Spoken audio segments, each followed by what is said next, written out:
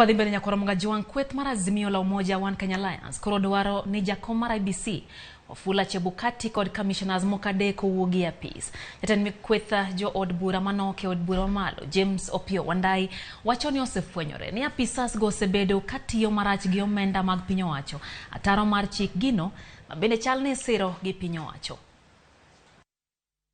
Etwak margi gi jofwambo od bura mamalo kweth mar Azimio la Umoja One Kenya Alliance kod telnegi gi jaod bura ma Ugunja Opiyo Wandayi ogolo siem mager jotelo mag IEBC kama oting'o jakom IEBC Wafula Chebukati, jata chenro maduolno Marjan Hussein Marjan, commissioners Abdi Gulie kod boya mulu magiwacho ni osebedo katiyo marach gi apisi magi kagitimo limbe pinje maoko tok chik. Between the month of September and now, multiple foreign trips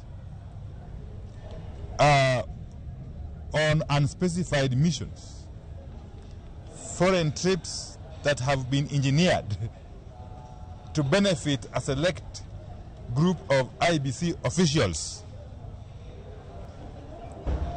and particularly the 3 commissioners who are going home by January next year. Wandayi wacho ni malingling magiseyudo lieko ni jotend duolno mar IEBC osechiwo orak maloso otese mag yiero madundo mibiro time pachoka. Gino mowacho ni ok owinjore wirani chike ma pachoka dwaro ni oloso otese go e pachoka.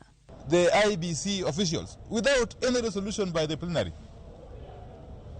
have given the same Greek company that printed ballot papers for the August elections a further contract to print ballot papers for the by-elections coming in December and January next year. Yet this goes against the tradition of the IEBC itself, that for by-elections, the ballot papers are printed locally.